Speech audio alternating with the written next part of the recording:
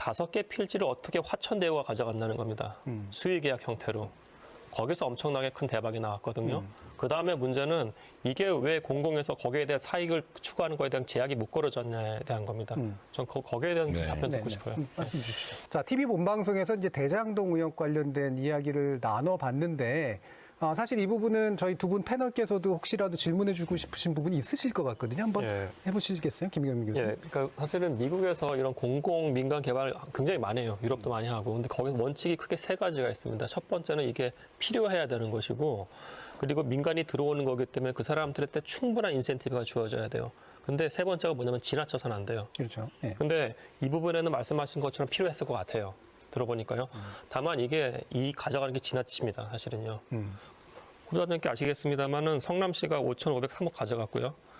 성남액들 배당금 5,900억 정에서 화천대유가 4,040억 가져갔어요. 이건 엄청난 거고. 다만 저는 그것도 인정해요. 이 개발을 통해서 성남시가 결합 개발을 해가지고 원도심에 공원 집어넣은 거하고 대장동에서 임대 아파트 진 것도 충분한 거라고 저는 생각을 해요. 공공 측면에서. 다만 여기서의 문제점, 제가 바라본 문제점은 뭐냐면은 5개 필지를 어떻게 화천대유가 가져간다는 겁니다. 수의계약 형태로. 거기서 엄청나게 큰 대박이 나왔거든요. 그 다음에 문제는 이게 왜 공공에서 거기에 대한 사익을 추구하는 거에 대한 제약이 못 걸어졌냐에 대한 겁니다. 전 거기에 대한 답변 듣고 싶어요. 말씀 주시죠. 이게 전에 국정감사 때 한참 얘기했던 건데, 일단은 택지 개발 사업하고 주택 분양 사업은 다른 거예요. 주택 분양 사업은 우리하고 관계가 없죠. LH가 어딘가 대규모 신도시 개발하면 택지 분양하잖아요. 그럼 택지 분양받은 건설회사가 분양해서 이익 본 거를 그 택지 개발회사가 책임지지는 않죠. 그건 구별할 필요가 있다. 두 번째, 누군가는 그 택지를 개발하게 됩니다. 근데 이게 반드시 이 감정 가격이 분양하게 돼 있어요. 그러니까 누군가는, 예를 들면 그 회사 아니더라도 누군가는 하죠. 근데 왜 그 회사가 했냐? 그거는 국민의힘이 그렇게 할 수 있도록 법을 만들었어요. 그때쯤에. 국민의힘이 일부러 만든 거예요. 왜냐하면 투자자들이 자기들이 그 땅을 다 할 수 있게. 다 할 수도 있어요. 그걸 막을 수는 없죠. 법이 허용하니까. 그리고 그거를 택지 개발한 회사가 하느냐, 택지 개발 회사에서 그 매수한 측이 하느냐, 또 차이가 없죠. 똑같죠. 그걸 특혜라고 할 수는 없지 않습니까? 어차피 똑같은 가격으로 사는 거니까. 그 다음에 이게 이제 사후의 우연적 사정을 가지고 자꾸 문제를 삼는데, 당시에 이 개발 사업을 시행할 당시에는 예정 이익이 6,200억이었어요. 우리가 4,400억 정도를 받게 돼 있었기 때문에 우리가 70% 정도 환수한 거예요. 근데 그 후에 땅값이 올랐죠. 땅값이 오를 걸 누가 예상할 수 있습니까? 그럼 땅값이 떨어졌으면 어떻게 되냐? 아니요, 그러니까 잠깐만.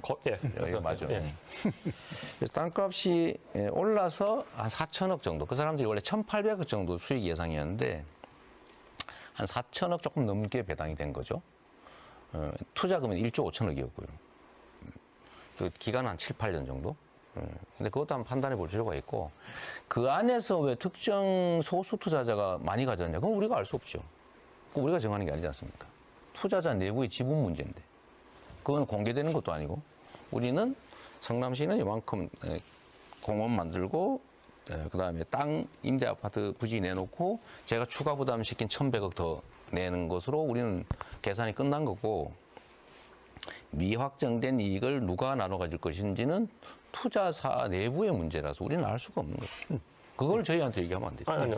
오히려 그게 문제라는 거죠. 예, 그러니까 그게 좀 잘 설계됐으면 좋았을 것 같다는 말씀이에요. 그러니까 예를 들어서 지금 말씀하셨듯이 이건 공공 수용된 겁니다. 네. 수용동 토지예요. 그럼 누군가는 약간 손해를 봤을 수도 있어요. 그 다음에 택지를 쪼갠 다음에 그 택지의 일부를 수의 계획을 해가지고 주주들이 간 형태입니다. 사실은요. 이거는요.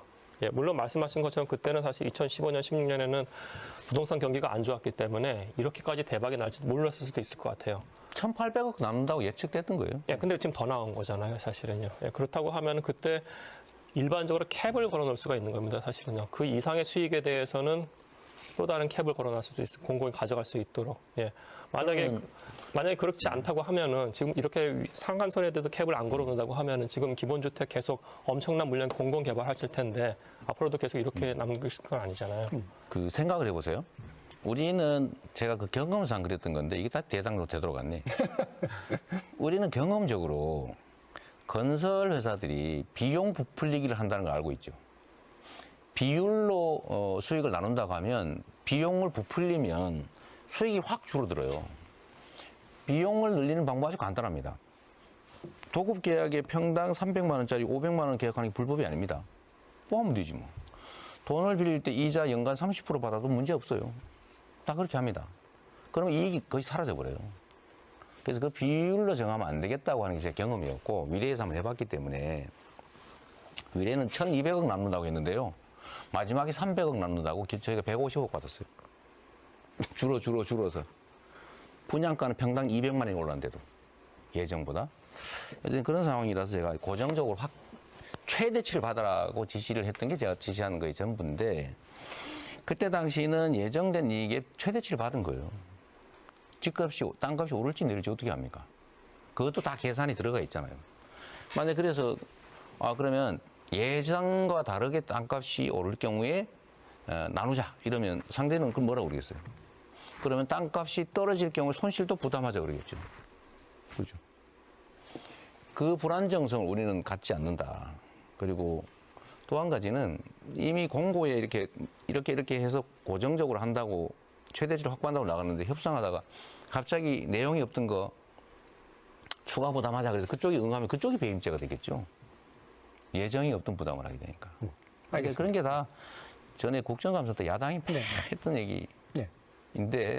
저로서는 도저히 납득이 안 되더라고요. 사실 제가 이제 그 TV 토론, 라디오 토론 다 진행하는데 네. 한참 많이 했던 토론 내용. 맞습니다. 이거 막 기지감이 좀 들어가지고. 네. 다음 질문으로 좀 이어갈 텐데요. 아마 여기 계신 시민 농객들께서도 묻고 싶은 질문이신 것 같고 아까 부동산 문제하고도 약간 좀 연관성이 있습니다.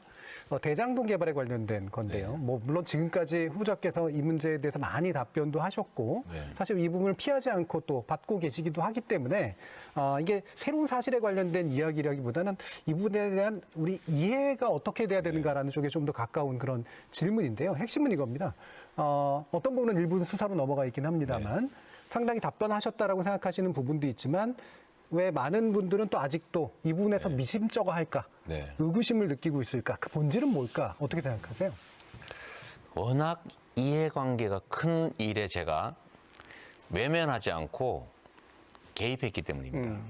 국민의힘은 민간 개발 시켜서 100% 개발 이익 민간업자가 다 갖게 하라고 하는 입장이에요. 지금도 그렇습니다. 아닌 척하지요.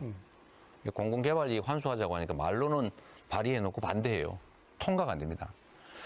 이 대장동 개발도 LH가 공공개발하고 있는데 국민의힘 측이 그 뇌물 받아가지고 LH공사 압력 넣어가지고 포기시켰잖아요. 그 사이에 이 민간업자들이 저축은행에서 돈 빌려가지고 땅 다 사놨거든요. 뭘 믿고 샀겠습니까? 이제 이 부정 대출을 봐줬다고 의심받는 분이 윤석열 후보죠. 제가 다시 시장이 되면서 제가 공공개발을 결정하니까 제가 얼마나 미웠겠어요. 4년 동안 일 못하게 공공개발 못하게 막아가지고 결국 포기하느냐, 민간의 일부라도 이익을 나눠주고 공공이익을 환수하느냐, 제가 그래서 결단을 한 거죠. 최대치로 환수하고 사업을 한다. 내가 안 하면 결국은 다른 시장이 들어오면 민간개발을 할 거니까. 또는 민간개발을 허가해주면 제가 아무 문제가 없죠. 그냥 허가해주면 되잖아요. 모든 시장, 군수, 도지사가 다 허가해주고 있으니까 민간개발하라고. 제가 거의 유일한 첫사례입니다. 안 된다. 개발 이익이 너무 많으니까 공공에서 환수해야 된다. 100% 공공이 갖자는 게 제 원칙적인 입장이었는데 그걸 방해하고 저지해서 결국 민간의 개발 이익을 준 게 국민의힘이고 국민의힘 관련자들이 거기서 50억, 100억, 뭐 몇 억씩 받았잖아요. 다 드러난 거 아닙니까? 근데 왜 저를 의심합니까? 제가 70%를 환수하도록 했고 허가해주고 난 다음에도 너무 많다 이거 해서 제가 1,100억을 또 추가 부담시켰어요. 이게 이제 그 부당결부 금지라고 인허가권 행사하면서 이렇게 자꾸 이렇게 더 받으면 무효라고 하는 판결이 있어서 제가 각서 소송하지 않는다. 이것까지 받아가면서 제가 1,100억을 더 환수했습니다. 사실 저를 의심할 이유는 없죠. 제가 국민들께 죄송한 부분이 있죠. 저도 정치인의 일원이기 때문에 저 사람이 막아서 못했습니다. 막아서 요것밖에 해서 못했습니다. 막아서 100% 환수 못했습니다는 변명이죠. 국민들이 소외감 느끼고 박탈감 느끼는데 제가 죄송하다. 제가 다 원하는 기대하는 만큼 못해서 죄송하다고 말씀드리지만 이 환수 자체를 막았던 성남시의회 정말 4년 동안 난리였습니다. 이거 못하게 하려고. 그렇게 막았던 당에서 지금 와서 왜 다 환수 못했느냐 하는 게 말이 되겠습니까? 그래서 저는 특검이든 국정조사든 국정감사든 다 하자. 지금도 지금 검찰이 이상한 자료 흘리면서 저를 자꾸 이상한 사람으로 만들고 있지 않습니까? 그래서 저는 4개월 동안 수사당했는데 그래도 계속 야당에서는 자꾸 뭐라고 문제 삼잖아요. 그래서 다 조사해보자. 대신에 나만 하지 말고 여기 관계된 거 다 하자.